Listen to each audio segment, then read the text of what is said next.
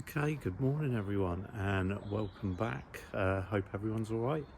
Got a lovely day here, and I'm back at the job, one of my regulars, where I removed the dead conifers over in the corner.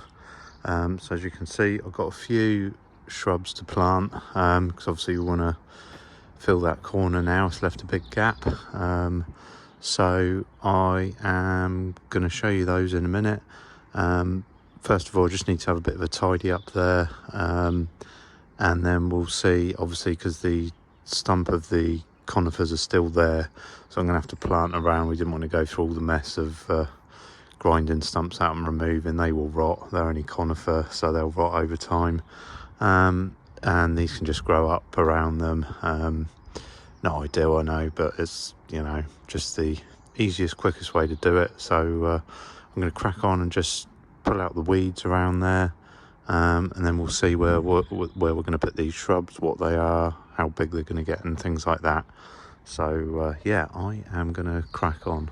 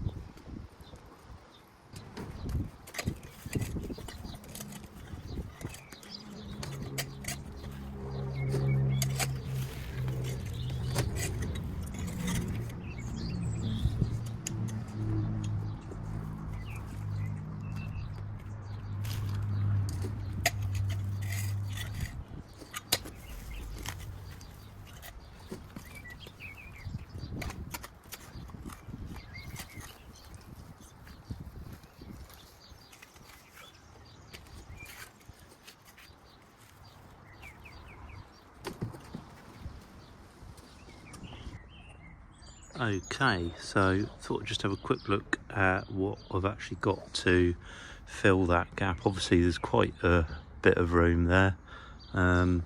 So first of all, we've got a couple of lavenders, because they're always good. Nice bit of colour, obviously you've got the scent, and it's quite a dry corner of the garden over there actually. They should do okay there. Then here we've got this lovely variegated pittosporum. Obviously these are nice, all year round interest, and it will potentially get quite big. Obviously you can trim it, so that's a good one, I thought, for a larger shrub. Obviously that will grow into a, well, whatever size you let it really. What does it say on there? well, yeah, over 3 meters in 10 to 20 years, but obviously we probably won't let it get that big. Then here we've got another one. This is a viburnum. Obviously this, you got evergreen again, and when it matures it gets these lovely white flowers. So that's a good one. Again, this one will get quite big. It says 3 meters by 3 meters. I mean, these will turn into small trees if you let them, but again, we will keep it to the right size. And then again, got another evergreen. I thought all evergreen's good here for this corner because you got that horrible wall there, which you don't really want to be seeing. So we've got this, more of a mid-sized shrub, this one. This will, well, eventually it could grow to the height of a sort of person, about 6 foot, but again, you can keep it smaller. And again, it's got these lovely white flowers once it matures. Yeah, and also I will show you here, there is a little berberis which I rescued. Was actually growing over the other side of the garden there. I found it, must be a seed that the birds dropped, but I thought actually if that survives, that would do all right here as well. They have nice yellow flowers in the spring, but we'll see what it does. It was only a little seedling that I found, but I thought I'd pop it over here and we'll see what it does. So I'm going to get the other shrubs in. Obviously I'm going to put them in with a nice bit of compost, as the ground is probably pretty well depleted from having conifers in there. So yeah, let's lay them out and then we'll get them planted.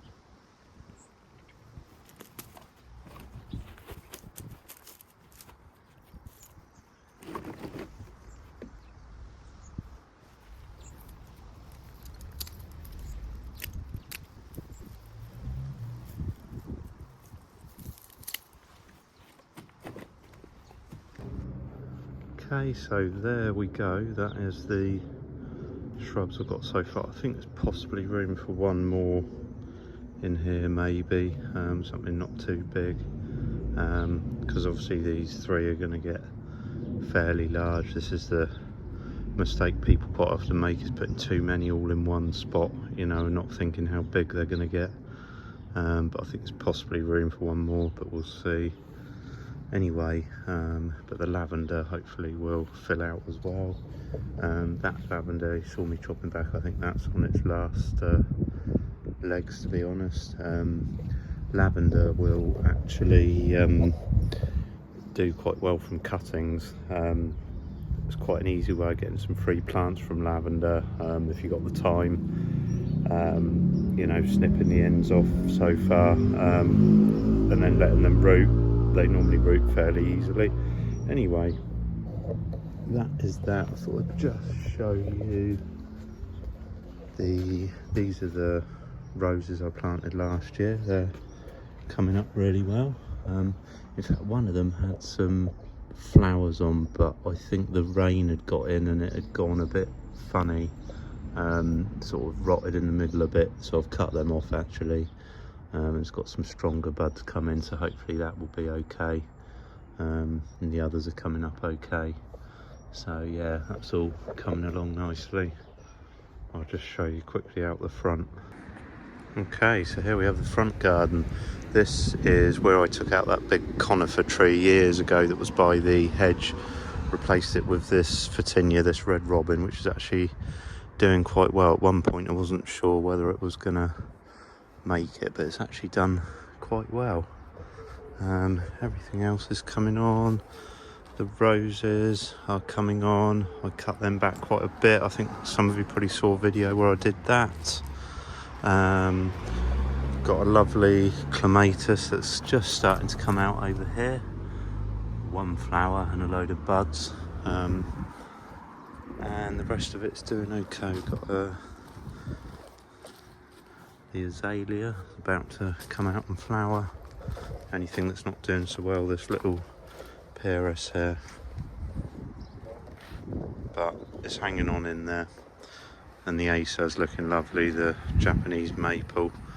I think it's got more room to grow since that conifer tree went. Right, so I'm going to leave this here. Sorry, this is only a quick little video, but I know some of you probably wanted to see what I was going to do where I took the conifer trees down there with the big gap. There we go. Hopefully those shrubs will do okay and fill out there and fill that gap and make it look a bit nicer than some horrible dead trees. Anyway, I've got a load of grass cutting jobs to go and get on with, so I'm going to actually leave this here, and I will catch everyone on my next video, which will hopefully be Friday if I manage to film something. Bit of a manic week this week, so we'll see. But anyway, thanks for watching, and I will catch you all on the next one.